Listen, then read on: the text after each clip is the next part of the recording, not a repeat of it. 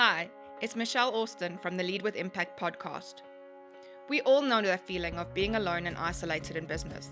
It's tough out there, and it's easy to feel like you're the only one struggling while navigating the business world. But the good news is you're not alone. The Lead with Impact podcast is all about learning from others who have been there and done that.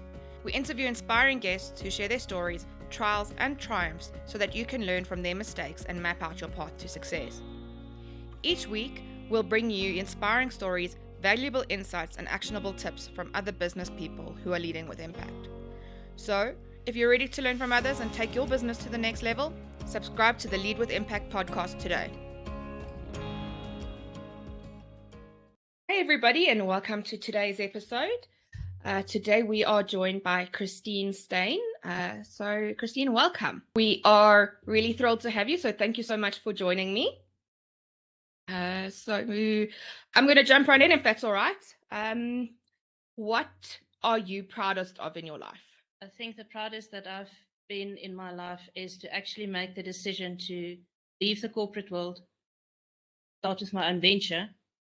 And it was hair-raising, but after 7 years, I'm still not disappointed about my decision. Yeah, it's amazing. It's a massively brave decision. I think for anybody wanting to do it, I think it's probably one of the hardest decisions you have to make. To give up that, that stable income where you have a medical aid and a provident fund, and you're going to get the same amount of money in your bank account every month. To starting something new where things are a little uncertain. I think it's incredibly difficult for somebody considering doing that. What piece of advice? Sorry, carry on. No problem. I think also, that proud one moment created a lot of other proud moments. If I had to get my salary every month and the pension and the provident fund and everything, I would never have written 3 books. I would not have met the people I met the last 7 years. I would not have the opportunities and the breakthroughs that I've had over the last 7 years, especially over the last 2 years. So the one moment just catapulted into other very proud moments for me. Frightening, very frightening, but proud. 2 things out of that. The one is that fear. That fear is massively important to conquer, because like you've indirectly said, is that's actually where your opportunities for growth lies. I think so, definitely. I think what happens is opportunities for... This lag is terrible. I think opportunities for growth sometimes, it is quite terrible. It's about 5 seconds, I think. I think what I'm going to do is I'm going to just pause. So to answer your question, those frightful and fearful moments are the things that actually catapult us into making better choices, into being creative, starting to get innovative. And when you're in that space, that's where the magic happens. But it's a very, very, very big trade-off between being frozen by fear and being motivated by fear and being able to use that fear to actually move forward. If you get frozen, I think you know about the thing called imposter syndrome. I suffer from that, so it's something I'm very, very conscious of, is to find out when I'm frozen in that fear and where I need to do something to get through that fear and then move on to where I need to be creative. It's difficult, but it's achievable. Yep. I also suffer from imposter syndrome. So how do you deal with that imposter syndrome? I haven't found really a solution to it yet, except quietening down the voices inside my head. I found that coaching is helping a lot. I have a coach that I can go to just through a conversation, just move me out of that fear, out of that stuckness, and just start becoming active again. You said you suffer also from imposter syndrome, so that feeling of what needs to get done. You just cannot start doing it. It's like you're frozen in time and you just cannot take that action. And it's just having that voice of reasoning to tell you, come on, you can do it. Come on, you can do it. Face your fear, acknowledge what it is. Tell the voice in your head, I know you're there for a reason. I know you're there to protect me, but now's not your time. Go sit down now. I need to work now. Kind of like, I know it's very simplistic now, but to that point. Another thing that I've started doing is, and I don't like talking about myself, and I don't like, especially about accomplishments and awards and stuff like that. But I had to acknowledge that I've done quite a few good things in my corporate career, and I've won some awards. So use those awards just to keep me motivated to say that, you know what, you're not this failure. You could not have received that award if you are this big of a failure. It's just not realistic. So I use those visual cues to remind myself, you're good enough. Just kind of pitch up every morning and start working. Even if it's just, reading emails, just start doing this something and move to the bigger important things through the day. And that keeps me going. That really helps me. Definitely. I hadn't thought of that, but you're right. Somebody said to me the other day that I downplay my achievements, and I just go, it's part of a bigger plan, part of a bigger goal. And they go, but you're still not recognizing the fact that you've actually, for instance, been nominated for the 40 Under 40 Africa Awards. You're not acknowledging it. You're downplaying it. And I think you're right. I think maybe that's a great strategy, is to actually display that, so that, your subconscious becomes completely aware of it constantly, just to remind you that, that you are worthy, and that you've already done these things. You can do bigger things. Christine, have I lost you? And also not to do it alone. So that's somebody who picked up where you are, and to help you through conversation, just to listen to the other voice in your head, not the one you're not supposed to listen. Yep, 100%. I'm going to swing back a little bit to your proudest moment. So stepping out of corporates and starting your own thing. What advice would you give to somebody who is in that boat, is afraid to take the first step? I think the advice would be is to really consider what it is that you want changing. If you also want to step out of a secure space, like in a corporate world, from a salary into something else, become an entrepreneur. Before you do the action, actually resigning and starting. Do your homework to the best of your ability. Speak to as many people as possible. Get advice. And really do your research on what is it that you want to do. And I think the most important question you can ask yourself is why. Why do you want to do that specific thing? And making sure that your intentions are aligned to your value system. It's really something you believe in, that you see you can serve the world, you can make a difference in somebody else's life, and then create that and then move on. I think a lot of times, and on that, I want to also add is, while you are speaking to a lot of people, don't listen to anybody. I know it sounds funny now, but make your own decision. Don't listen to other people. A lot of people say, let me tell you what not to do. We come up with that with the best and the biggest intentions to help somebody not make a mistake. But who is anybody to tell somebody else, let me tell you what to do? You don't know. I don't know. We don't know what's best for that person. Each one of us know exactly what it is that we need and want to do. And then go do it. Trust yourself. Trust your creator, trust the universe, trust that everything will go well. I think you touch on something really important, is the bigger why, the purpose behind it, and your purpose behind it, because once you know what that is what's going to be your daily motivation to get through the tough days. Because there's no way that there's not going to be tough days. Some days are better than others. And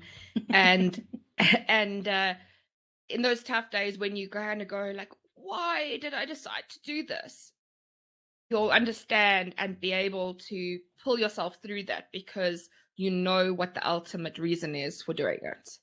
And it needs to be something very, very personal and about you. A lot of us make, say, for example, make a purpose to say that, you know what, I want to influence 100,000 lives through my business. It's not actually something you can control, is it? But if I can use my purpose as an example, I want to just make people be and feel heard, feel valued with each and every interaction that I have. And that is something in my control. That person can then decide to be open to that or not. Do you want to, and no, I'm not trying to make it wrong, but, you know, making 10,000 people, changing 10,000 people's lives is kind of like out of your control. It's not specific enough. So it's not detailed enough. You really need to get down to the nitty gritty. And it takes time. Yeah. It took me probably years to come up with that because it takes a lot of knowing who you are and knowing what you want. And it took me years as well. It took me a lot of reflection and introspection until I got it. And for me, a lot of therapy. Dropped. And it's kind of funny what happens when you're at that stage. Well, yeah, it comes with a package. But it's amazing when that happens, is everything just suddenly falls into place, isn't it? 100%. Suddenly people are starting to recognize you and listen to you. And it's just because you found that thing. Yep. I really couldn't even agree with you more if I tried. It's often people ask me, so I run a women's business club on the side, and the ladies often ask me, how do you accomplish everything that you do? How do you split yourself in so many different ways? And then there's a couple of different reasons for it. The one is that I'm very true to my purpose. So I make sure that I'm living that every single day.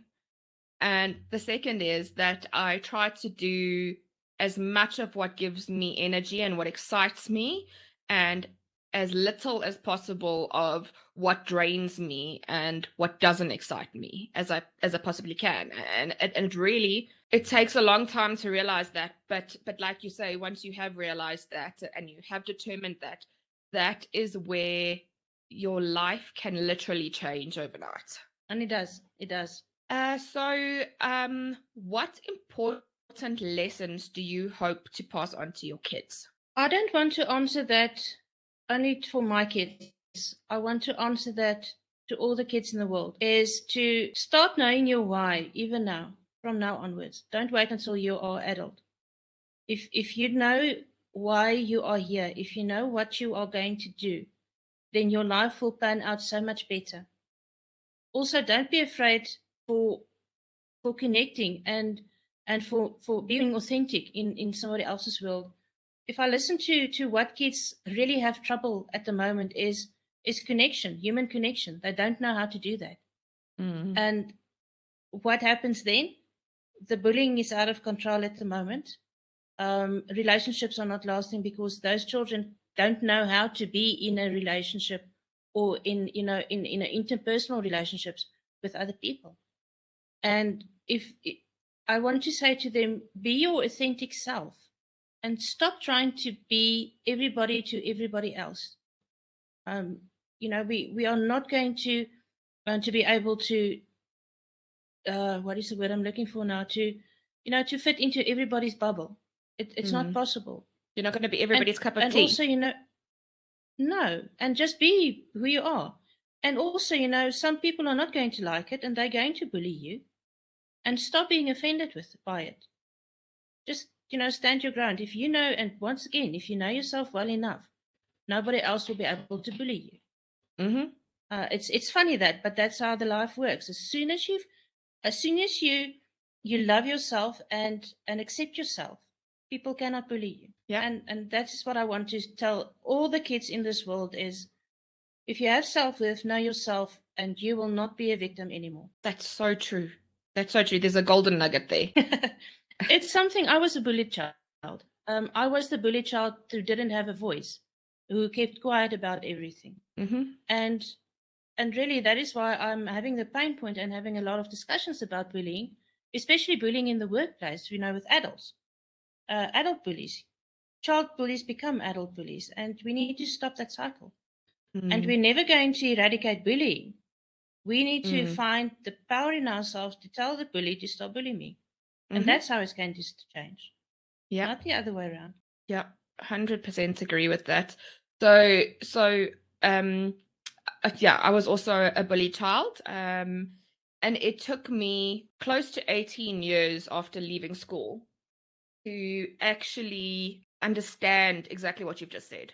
And to actually, and also through lots of therapy, but also to get over that and to realize that it is not so much about them as it is me. And an example is, like, this morning I was busy signing my son's tests. He's 9 years old, and he said to me, "Mommy, the teacher only gave me a half a mark for this." But I asked her why she'd only given me half a mark, and then she looked at it and she'd just decided that she'd made a mistake. I said to him, "My boy, I'm really, really proud of you, that you were able to approach your teacher, and in that you had the guts enough to actually do that, because you're standing up for yourself, and you know that your answer to the question was right, and you were able to stand up for yourself. You need to realize that your teachers are human and that they make mistakes too. And you're never going to get it anywhere in life unless you are willing to stand up for yourself." So it was a very proud mom moment this morning for me, especially because I was not the person that would do that. I said to him, I would have been too shy to approach the teacher. I would have thought that maybe I spelt it wrong, or I didn't put a capital somewhere where I should have, or something like that. And Christine, have I lost you? It's really a beautiful story, and it makes me also think on how you do things. It's also so it's a beautiful story, and I want to add to that, it's also how you do things. He could have gone to break and told all his friends how angry he is with half a point and how incompetent the teacher is, but he didn't. He just went to her and said, "I would like to understand the situation," and that is how you address things. Yep, 100%. It's about communication, and it's about, like you say, the manner in which you do it. Okay, so what would you say is your favorite productivity hack for entrepreneurs? That's a difficult one to answer, actually, because I think it's about who you are personality-wise. I can tell people to go sit and eat the frog first thing in the morning and get all the stuff you don't want out of the way. But if you're not that type of person, it's not going to work. I would say the productivity hack, is to know yourself and know your schedule well enough. If you're a morning person, make sure your mornings are open to be as productive as you can, and your afternoon is for the mundane routine tasks. If you're an afternoon or the late night person, then be productive at those hours. But know yourself well enough to know how to schedule your day according to who you are. I like that. I do like that, because, like you say, a lot of people say try and get the hard things done first thing in the morning. But for instance, I know myself well enough that I'm one of those people that turns my alarm off 20 times before I get up. And I am one of those people that needs about 3 cups of coffee to get me going. But if you ask me to get something done in the afternoon or the evening, I'm incredibly productive. I get into the flow and the zone, and I can get things done a whole lot faster than in the morning. So yeah, it hasn't, that early morning thing hasn't worked for me. I've tried it. But it is also about, I think, experimenting, being very aware of what works and what doesn't work, and then applying that to you personally. Like they say, there's not a one size fits all solution. And on that point, you're not part of the 5 a.m. club, and that's perfectly fine. I'll be part of the 9 p.m. club. Perfect.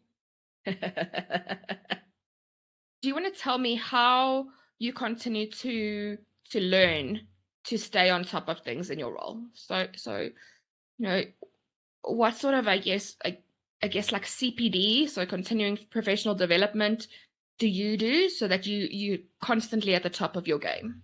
That's a very important point, because this concept of you have arrived is no longer valid. And the world changes so fast that, especially in my industry, being coaching and more to the human side, a lot of theories have been proven wrong. Things like multitasking has now been proven that it actually is counterproductive. So it's always being super aware of what you need to unlearn and what you need to learn to replace that past thinking. And our world changes daily, and new techniques are developed. Think about neuroscience. I mean, 10 years ago, neuroscience was not a thing. Mm-hmm. Today, most of the coaching that I'm doing is based on neuroscience, to say that, you know what, this is how you were created to be. This is how your brain works. This has now been scientifically proven. And I need to be on top of that to know what has been proven as we go along. So for me, I was a slow learner. I spent an extra year doing my chartered accountant qualification. So it's one of my success through failure moments. And by the time I had finished my 8-year long journey, and I was like, I have arrived. I'm a chartered accountant now.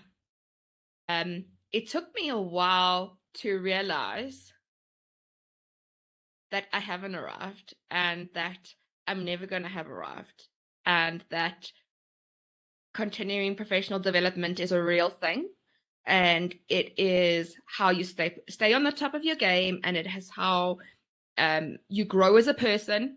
So it's been probably the biggest learning for me in the last 5 or 6 years. It reminds me now of years ago, when I had accounting as a subject. We used to teach, or to be taught, the GARP principles. And then I worked in the bank when the International Financial Reporting System came through, the IFRS, and everybody who was a GARP follower had to drop everything and started a whole new global way of financial reporting. It was absolute chaos, but we did it. We did it. What do you think that you learned from that? So what is your biggest takeaway? Because, I mean, those are, like, for instance, when you're doing your articles, you're working these really long hours, and if you're not learning something from it, then you're missing the boat somewhere. So for me, through every hard time, and I don't want to only say failure, but through anything that has been really hard for me, it's taught me something about myself. It's taught me, I'm stronger than I think. I can push a bit further than I think. That just when I think I'm reaching my breaking point, I realize that I can actually go further. So I don't know if there's any specific learnings that you took away from that period. I think it's a question that you can ask for any change coming, and any change creates a challenge. Like you said, you had to push through some things, and change is not as easy for people as it is for other people. But if you ask yourself the question about anything that is a challenge, or anything that needs to change, you need to adhere to somebody else's changes now, is to ask yourself the question, how is my life actually going to be improved by this? I think we can all now, after years, think, changing the reporting structure assisted being able to manage money laundering a bit better, and accurate reporting of financial transactions. It eradicates fraud and all those types of things. So asking the question, what you said, what can I learn for myself, or what can I learn, is just the right thing. Also, how is this improving me or my circumstances or my world or my life? Because if you're going to ask yourself those questions, you're going to find a reason to change, and you are going to be willing to change. You would want to change because you can actually see the value out of it. Yeah, I think sometimes we get so sucked into the, oh my word, I've got to work 18 hours a day at the moment for an indefinite period, or oh my word, I've got to do so much research because I don't understand this. But I think you're kind of not seeing the wood for the trees, and you need to examine firstly that purpose. So there's a reason why that change is happening. And related to that, you also need to look at the bigger picture. So it's not just about you. What are the reasons for the change? Why? Ask why 5 times, and also try and find your place within that change. And that should make things a bit easier. And also, I want to say, sometimes it's a little bit of short-term pain for a long-term gain. I thought of in my mind when you're just talking about, thinking about your why and your purpose is, and working 18 hours and asking the questions, why am I doing this?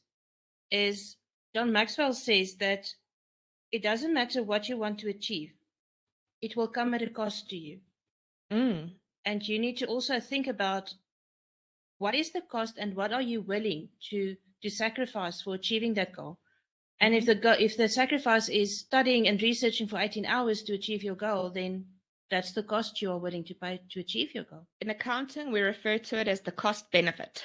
So what are you going to get out of expenditure. It? What are you going to get out of it, and is it worth it? And if your why is big enough, it'll be worth it. And back to your question, what I want to tell you, the youth of today, is make sure you are willing to pay the cost for achieving what you want to achieve, because it's worth it in the end. There's no such thing as instant gratification. You need to be able to give up things and sacrifice things for what you want. That's how life works. Exactly. You will never appreciate things as much when they're given to you as when you have to work really hard for them. Yeah, okay. So, Christine, what do you find gives you motivation or drive?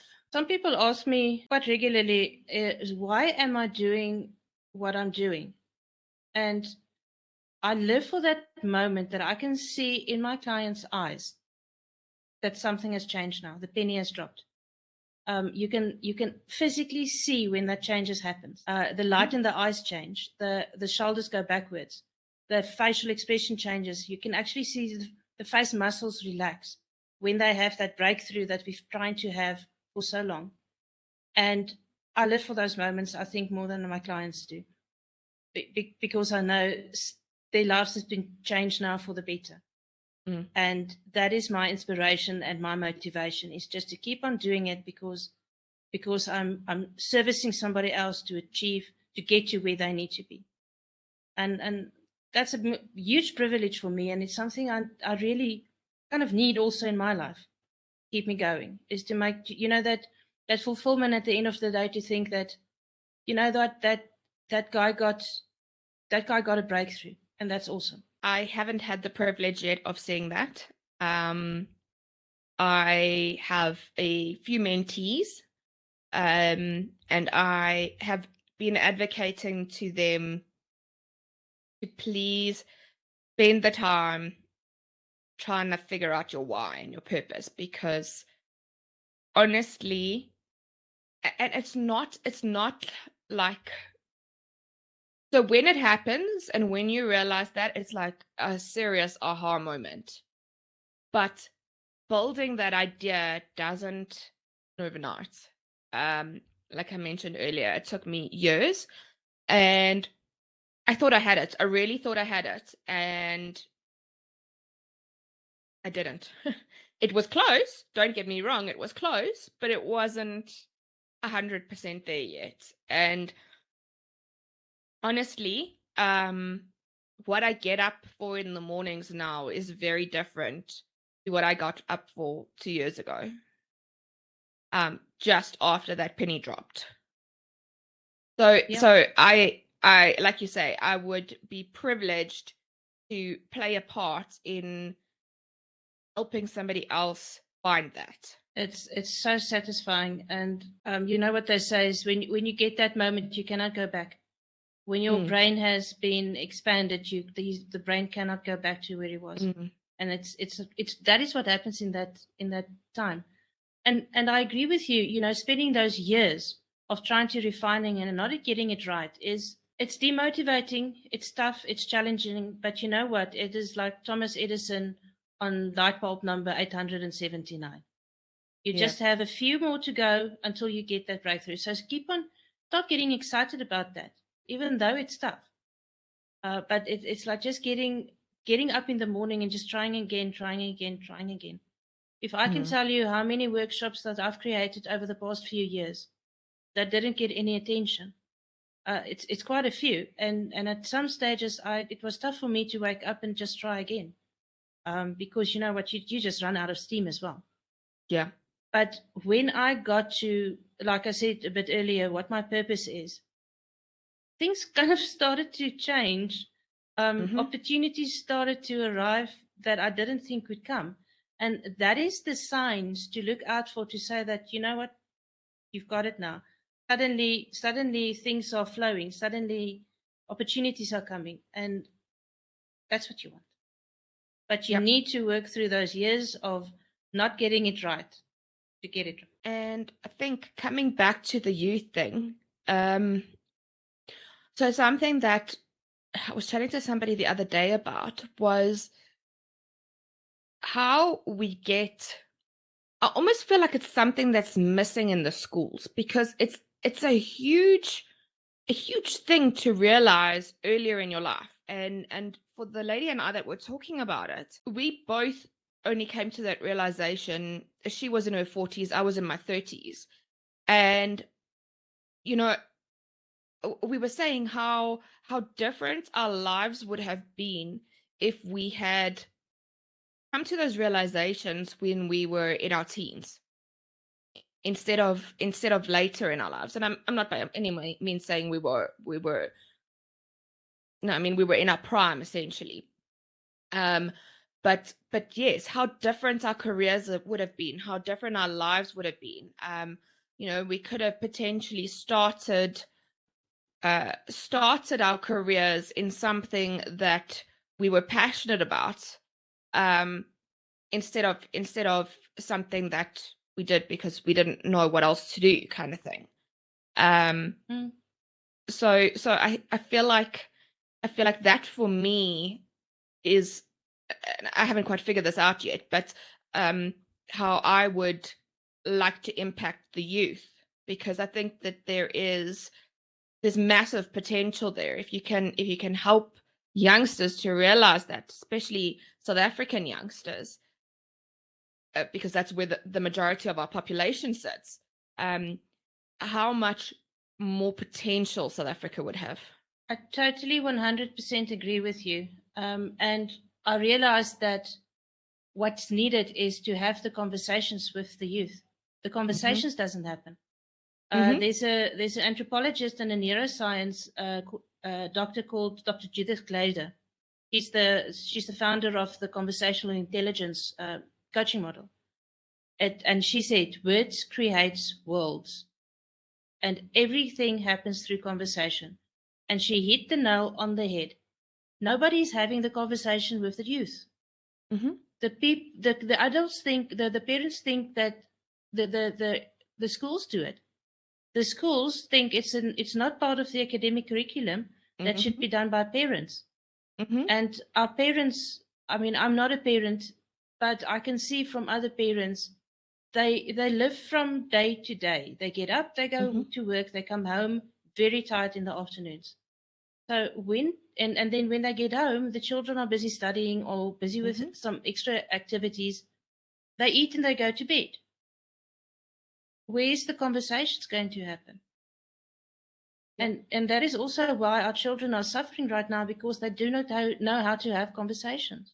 Back to your kid asking the teacher. In fact, I was thinking about a thing that a podcast from Simon Sinek, where he said that teenagers or young people nowadays would ghost the person they've been going out with for over 6 months just because they don't want to have the conflicting conversation. They just don't know how to say, listen, we need to end this relationship now. And that is sad. They are so conflict averse. They are so scared of having conversations. They will rather not have it. And that's not the solution to the problem.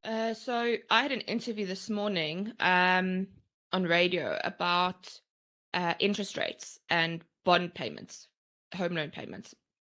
And it was one of the pieces of advice that I gave to the listeners was a relationship with your bank is the same as any other relationship.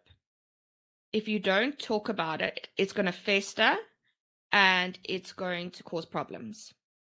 If you are having problems making your monthly payments, you need to talk about it before it's too late. Because if you don't, you're going to end up in a huge amount of trouble.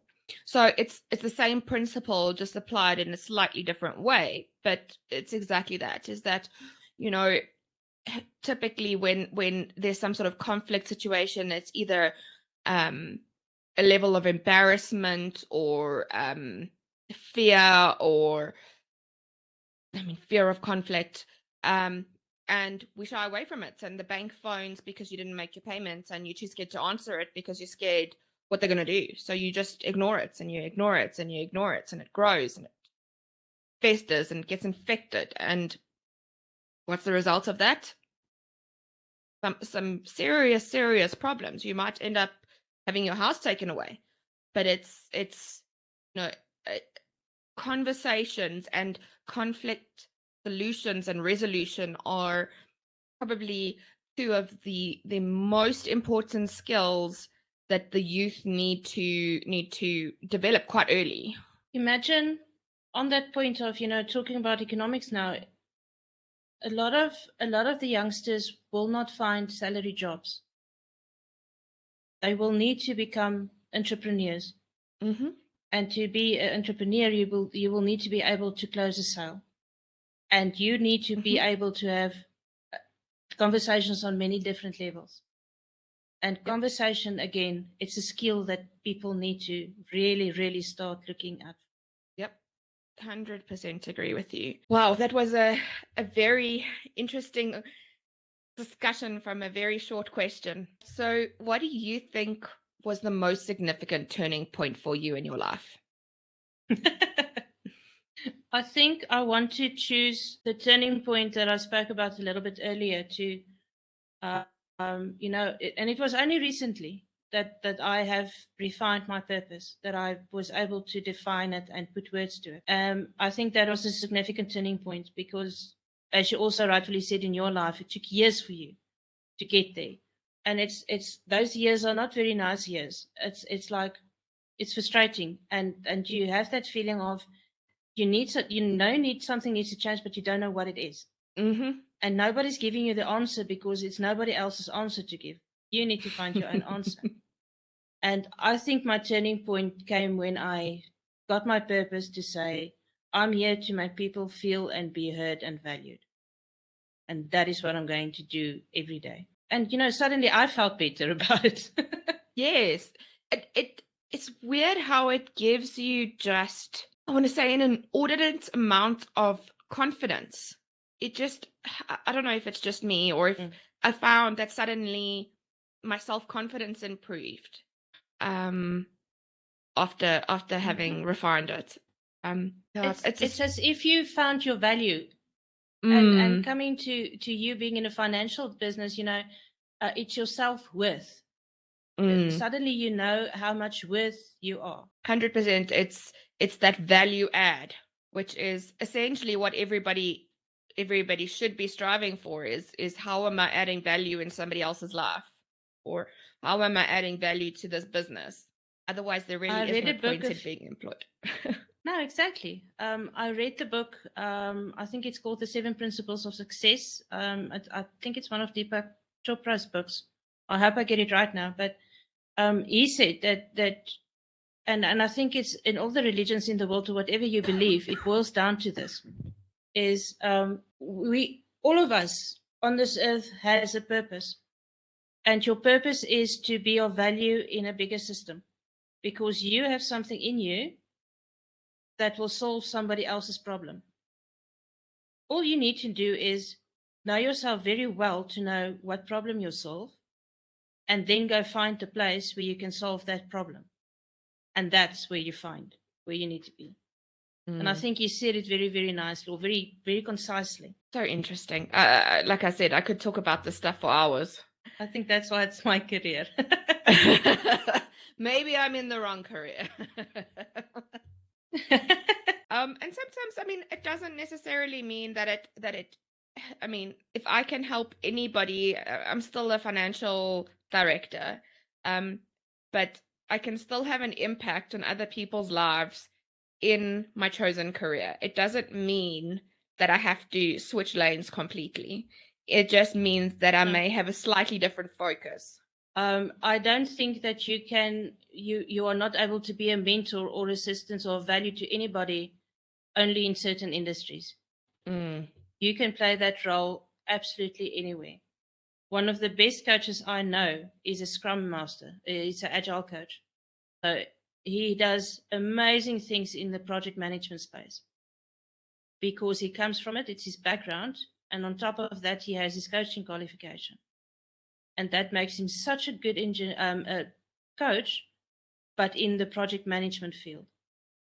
He knows how to bring the best out in people in order to, I guess, make them the most productive that they can be. That is the purpose of coaching, is to get people to that point of where they are ultimately productive in their zone, knowing where to grow to, knowing where the next step is, and having that motivation that that person is going to shoot the lights out, because that's how high achievers they are. So who do you think has been your most important professional mentor? I don't think it's only one person. They say every coach needs to have coaches as well. I'm in the same position.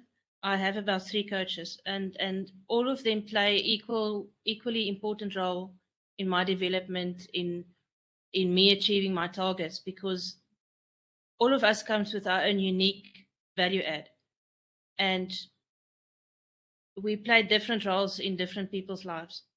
So having that mentorship and having those people around me, my coach trainers, the 2 ladies who coach me, Ilana Harris and Karen de Jager, they are very valuable still in my life. And we all get stuck at some point, and then we just want to soundboard, or we don't want advice. We just want to soundboard, get to our own answers, and then continue. And they are brilliant with that. And also Ilana helps me a lot through coaching to deal with my imposter syndrome. So the moment I find that I'm stuck, and you will know, it's that point of where you just cannot sit down and start working. The moment I get to that point, I can phone her, and she just in 10 minutes be able to move me. The other person is a good friend of mine, Annelien van Wyk. She's a sales coach and a sales consultant. So from an entrepreneurial point of view, she's extremely valuable in helping me, especially those times when the idea didn't work. It's not abnormal. It happens with each and every small business owner in this world. With each and every entrepreneur, we start things that will fail. But again, it's not us that failed. The imposter syndrome, again, I'm not the failure. That idea was just not the right timing or the right audience or the right whatever it is. So let's just move on to the next one. And having her in my life just helps me move to the next one and move to the next one, keeping my motivation going. And I hope that every listener and everybody who's listening to this podcast will realize that. Surround yourself with the people you need to surround yourself with. And something else to think about is that not everybody is in your life for forever. There's some people that are there for a reason. There's some people there that are for a season. and there are some that are there forever. So it's been a hard lesson that I've learned, is that because I develop, I don't have that many friends, for instance, but the ones that I do have, I cherish, and I really give my all to them. But it's a learning that I've taken away also over the last couple of years, is that people are sometimes in your life for a reason, and sometimes you need them over a season, and sometimes there are those friendships that are going to last forever.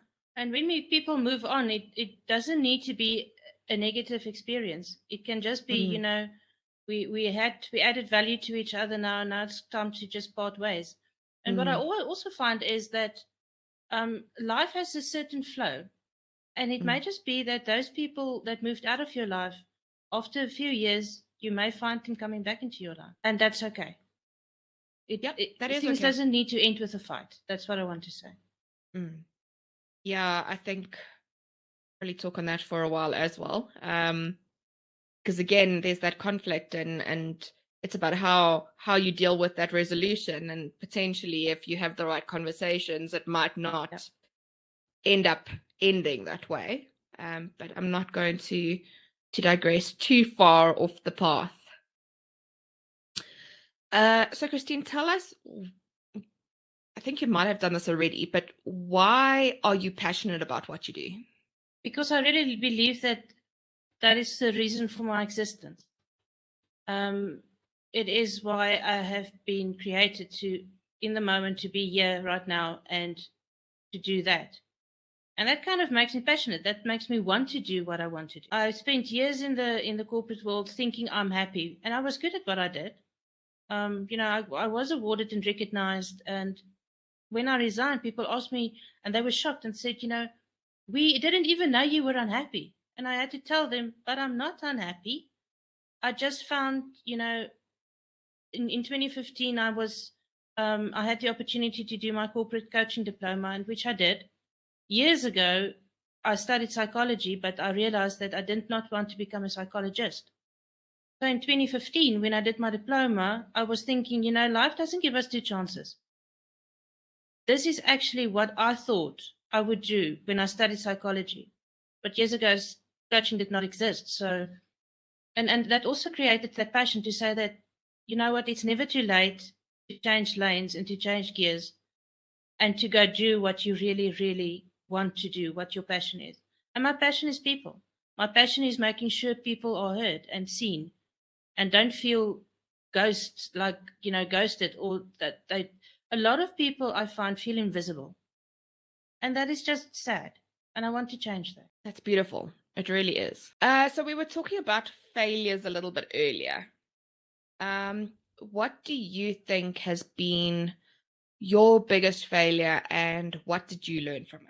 It's a difficult question for me to ask. And my sales coach, Annalene, also asked me that once. And I really thought, and then I said to her, but I've never failed. I could not see at that point, you know, anything that I failed. And I think the point I want to make is that a lot of times we label something as failures, where it is just not, it's not a failure, it's part of the process. Another thing John Maxwell says is that, you know, we need to fail forward. It's kind of like, don't see it as a failure. And also, you know, if something doesn't work out, doesn't mean you are a failure. Nobody said you are a failure. It's just something that hasn't worked out. And I think if we kind of change our mindsets around talking about failure, is you know, what Thomas Edison did very well is to say, I didn't fail, it's just one globe not working. Let's just get excited about the other one. And I think that is what I learned most through failure, is to not label it as failure. I don't think a lot of things in this world can be labeled and defined as failures. Very little. It's just a lesson. That's a lesson. You like that? That's a great way to look at it. And I think for us imposter syndrome people, you know what, it takes a lot of pressure from us. It really changed the way we deal with the pressure on us. And it's just a reframing of what happens. Yeah, all it is. So what challenge in your life do you think shaped you the most? I think, I don't want to have it as a cliche, but really it was tough through COVID. My industry that I work in, all the budgets were cut, and I totally understand why. It just didn't make it easy for me to make money and, to earn a living. But it made me realize how resilient we can be as people. I wasn't able to continue with my training and my coaching, but suddenly I had time to write 3 books, 3 books that I'm really proud of. And so through the challenge, you need to really sit, kind of like it's like walking into an empty room and think, looking around and say, okay, I'm here now, so what can I do with this now? Asking the questions, what do I have? What can I do? And what can I produce out of this now? Suddenly I had a lot of time. I had a computer. I had good friends that helped me with the books, and there we go. Yep. I think that's a big lesson of mine also during COVID, is that we're more resourceful than we think we are. And that we need to be agile in everything we do because the world is changing at such a fast pace that the way we did something yesterday is not necessarily going to be the way we do it tomorrow. And that comes back to your point of earlier to speak about continuous improvement. We need, I don't know, and maybe somebody can point me in the right direction, but I heard that life, the pace of life there's actually a formula for it, a scientific formula for the pace that life goes. And the reality of that is if you do not keep at that pace, you actually fall behind. It's not like you stop, you actually fall behind because life goes past you. And that's moving backwards. Yeah. So you have 2 choices, either move forward or move backwards. There's no pause in between. And sometimes we think there are, but there aren't. Yeah, very true. So what occupation, other than what you currently do, would you like to give a go, if anything? No, I want to be a coach. That's what I want to do. I changed the whole professional career to be where I am today, and I still want to be where I am. Exactly, but it's also because you've got that why. Big overarching why is I do have you've a got very that clearly defined. Yep. You won't want to change lanes. So, if you could go back in time, do you think you'd choose the same career path, or would you step into this sooner? That's quite a philosophical question to ask. And it kind of comes back to the butterfly effect, I guess. Would I have been where I am today if I made another decision? And also, I think all my experiences and all my skill sets that I learned through life, through my professional life, through management programs, all those things I would not have had. And that is part of me and my skill set, is that I have that experience. So I wish there's a part of me that wish I made the choice earlier, so that I could be doing what I want to do so much longer. But wishing my skill set away, no, I don't want to do that. What happened through the last 30, 40 years really shaped me to be what I am today. And, taking that away is not going to be very healthy. Yeah, I think everybody kind of, once they've found what they want out of life, I think your immediate reaction is, yes, I would have liked to have done it for longer, or I wish I had gotten there sooner. But like you say, the journey along the way is kind of part of the reason as to why you are where you are. Yeah, so it's a And taking that away kind of messes with things, isn't it? Yep.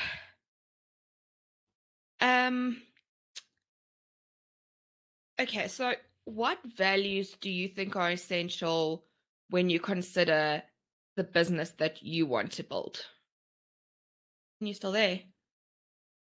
Lag time again. Can you hear me It looks now? like it, yeah. I can hear you, yeah. Just repeat that question. I didn't hear anything.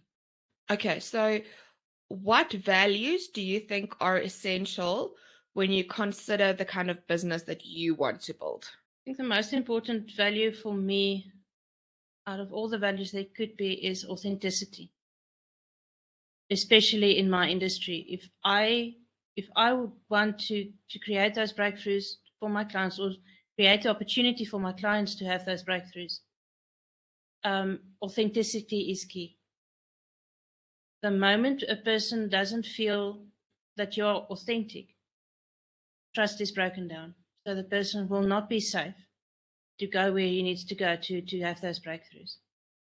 And if there's a value in my life that I really, really think is critical, back to our discussion about the youth, is learn to be authentic, because that speaks to your why. If you're authentic, you don't need to be pretending, you don't need to be anybody else.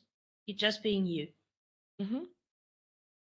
And I think that's the value that, from all the good values in the world, that's the one that stands out for me. I agree. I think that there's nothing more valuable than an authentic leader or an authentic person. And I've never not been that. So I don't actually want to even consider how mentally exhausting I think that could be. Kind of having to put on a different face for every person or a different facade. So I think, yeah, I think like you said, once you know what your purpose is and your bigger why, it becomes a whole lot easier to just be you. Because it kind of it's part of ingrained in you in order to reach that purpose. That is so true. And while you were now speaking, I was thinking about this whole thing about mental health and coming back to the pressure we put on ourselves the whole time. Being in the wrong position, not knowing yourself very well, not being able to have conversations, not being authentic because you think that you need to have a certain mask or persona at work. You as a male need to be, this is your reactions and this is how you handle yourself. You as a female in a corporate world, this is how you need to pitch up. And we get it so wrong. We really get it so wrong. And back again to know yourself very well, to be able to be authentic is so important. How are you looking for time? I see we've got 3 minutes left. There's 3 questions left. So I don't know if you can go over 2:00 or if that's your cutoff. No, we can go over. That's fine. We can finish perfect. all 3 questions. Okay, great. That's awesome. Okay, so talking about mental health, what do you think has been the biggest challenge that you've managed to overcome in your mental health? 2 things popped up in my mind. And, from being authentic, I can share some personal experience now. And the first experience is many years ago. I think I was about 22, 23, 24 years old, where I had to realize that, to be so stuck in your, I didn't want to call it depression because it wasn't, I didn't suffer from depression, but it's kind of like a depressed state I went into. And until somebody said to me, you know what, people don't want to invite you to things because they find you draining. They find your conversations draining. And I had to take a serious look in the mirror to myself and say, what are you doing? You crave for making new friends. You crave for, not for attention, but for approval. And because all of us do. But you are pushing away people. So start becoming aware of that and change. Because it's not the other people that needs to change. It was me that had to change. And it was as easy as just making that decision that morning in the mirror to say, I'm going to change. I'm going to be the warm person and not the cold person people don't want to be with. And that was a big realization for me. The other one regarding mental health is also the impact that imposter syndrome has, and understanding the problem and then finding the tools to make me deal with that. It's like, I want to compare it with having high or low blood pressure or cholesterol. Is you make certain life changes to help you deal with that. And the same it's exactly the same as with mental health. Understand what it is, knowing how to manage it, and then making sure you do that. Now, if you know you have a mental health issue, and you know how to deal with it, then not taking that steps is actually you're just hurting yourself in the process. Yeah. You're procrastinating to the detriment of yourself. Exactly. And we should both know about all that about procrastination, eh? Yes, indeed. I still procrastinate on things I don't like. It's amazing how the imposter syndrome comes through. Putting yourself under that much pressure until you are so worked up that you can actually achieve it. Yeah, it's interesting. Like, as you've been speaking, I've realized how much bigger imposter syndrome is than I think it is. And I think for me, it's been a combination of a couple of things. So in 2021, so it's about 2 years ago now,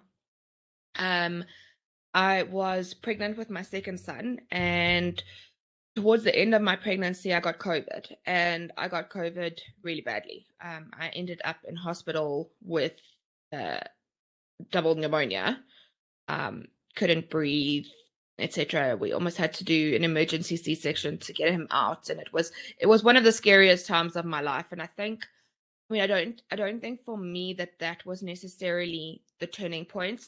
I'd been working on other stuff way before then, but I think that had some really negative consequences that came out of it. So what it did was it gave me time, because I was so sick, and because I had to isolate for so long. So the doctor told me that I couldn't be around people again until 10 days after the coughing had stopped. So it was quite long that I was in isolation for. And then I had to isolate as well before I gave birth, because the hospital didn't want me in contact with people after I'd had COVID tests. So I was kind of alone and isolated for a while.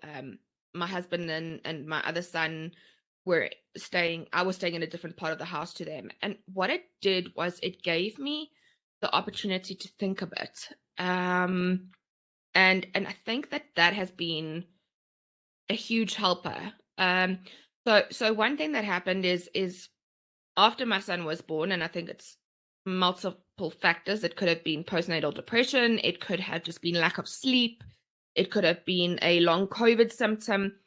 But I became incredibly depressed, and I found it harder and harder to find a reason to get up in the morning, to have that motivation. My normal day job became a drag. And that's when I started examining a lot of things in my life, and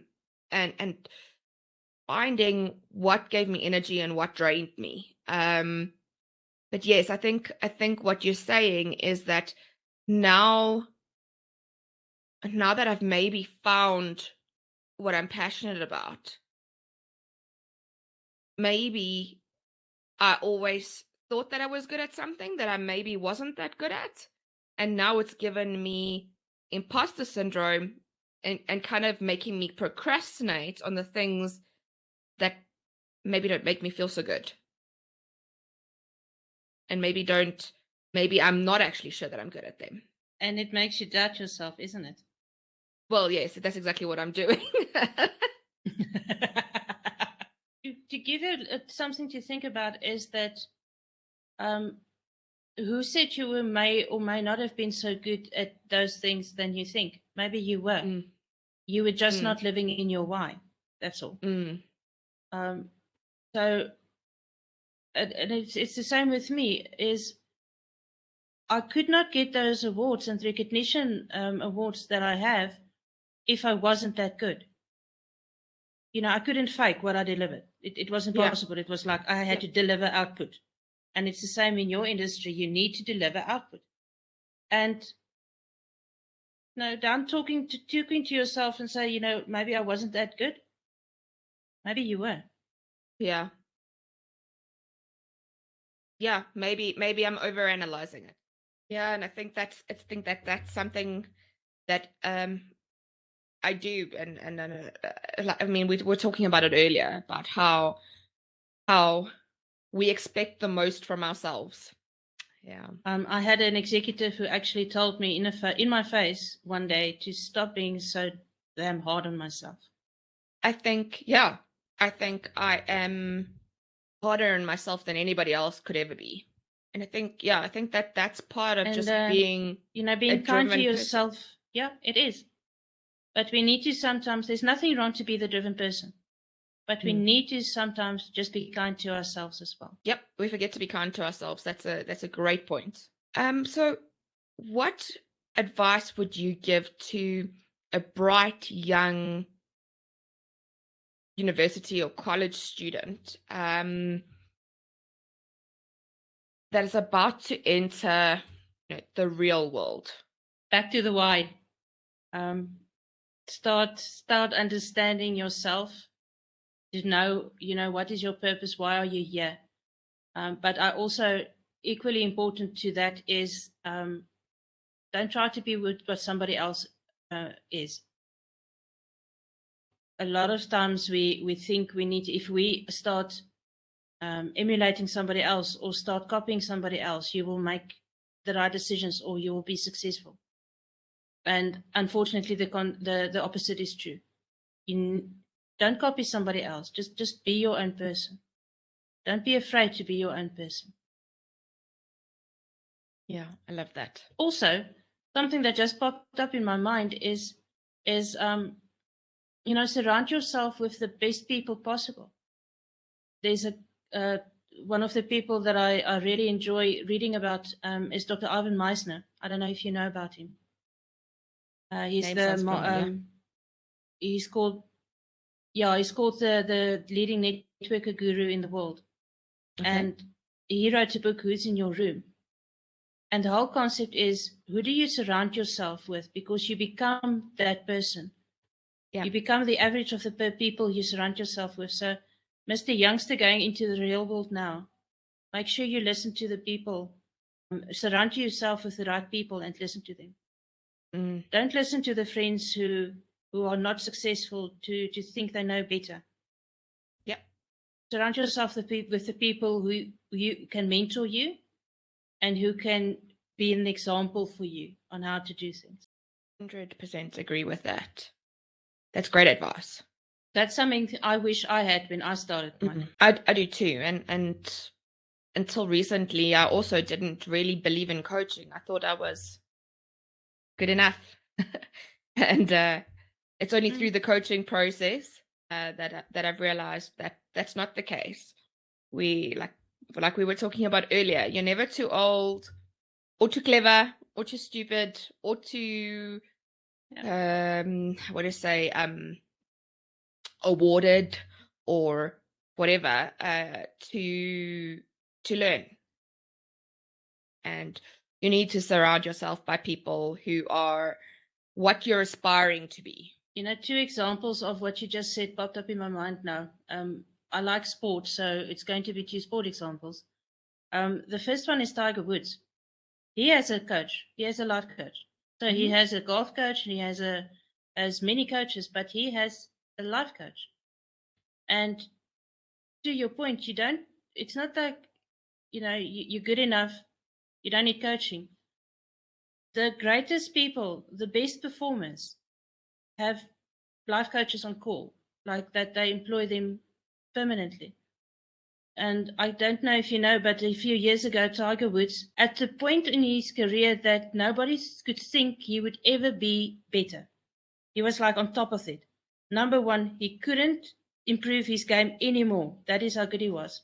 He took a year off to go practice to improve his game. And he came back and he was even better than he was before that break. And he acknowledged his life coach to do that. The same with Novak Djokovic. Nobody's going to tell Novak Djokovic how to hit a ball. He knows how to hit a tennis ball. But he firmly believes in having his life coach. That's the guy that helps him move through the mental blocks he gets, even as a champion. They all get their mental blocks on court. And it's the life coach who get them out of that. Yep. 100%. I think that the voices inside of our head are often our biggest stumbling blocks. Yes, definitely. So yeah, and then that happens to everybody, even people who are on top of their game. In fact, it probably actually even happens to them more. I think it does happen to them more. And they would also tell you, I don't know if you're a tennis fan or watch some tennis, but I watched tennis when I was younger. My mum and my gran and my grandpa were or are avid fans. So you would know what I'm talking about is sometimes even like a Grand Slam final game, sometimes they go to the bathroom for a bathroom break. Mm. And they are very vocal to say that, yes, they went through a bathroom break, but they actually stood in the mirror talking to themselves. Mm-hmm. Or they probably had their coach, their life coach, just having a quick word in their ear. Yeah, to say, stop this now, get through what you need to get, make that mind shift change, and walk back onto that court now in the present moment. Get over yourself now, go back and go give it your best. Even at that level, you need to change the voice in your head and go make sure you get the right one back in. You talking like that just reminds me of, I don't even know what cartoon it is, but the one with the angel on the one side and the devil on the other. Yeah, I did once did a exercise with a group of people. It was on the stopping of who's in your room, and I asked them to write down the 5 people they listened to the most in their head. And the one guy actually started crying, and he says his dad is dead for a few years now, and he can still hear his dad's voice in his ear telling him what a failure he is. Oh wow! How little value he is in his life, and that was profound. Wow, that's quite scary actually. That somebody can have that big an impact on you. What do you think is the biggest takeaway from today that you hope that the listeners have learned? I think about our conversation over the last hour and so. I think we keep on coming back to that thing of why and how important it is on so many levels. You know, making the right career choices, making right decisions on your journey, understanding yourself better, being authentic. All boils down to that. Why are you here? The key takeaway is to understand your why. And spend the time. Take the time, however long that takes. Just keep being persistent at it. So every quarter, every month, every week, just have a look at what you've drafted and see if it's still relevant, see if there's some tweaking you can do, and eventually over time it'll morph into the correct one. And then one is also don't stop reflecting. What you then start reflecting on daily is, what am I focusing on that's not connected to that specific thing? Where am I wasting my resources? Or energy. If you line things to that, energy, resources being energy, time, money, anything else, attention.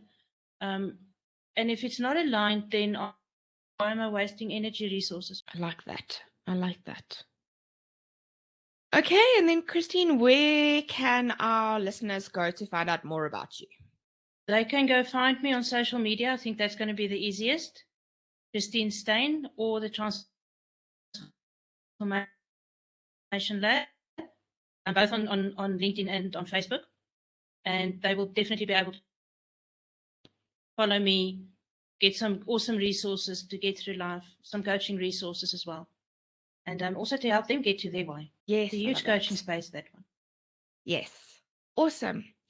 Thank you, Christine. I really appreciate your time today. It has been a really, really impactful, insightful conversation. And I think we've really, although we spent a long time on the why, I think it is probably the biggest lesson that I've learned over my life. So I think it's critical advice for anybody who's feeling stuck.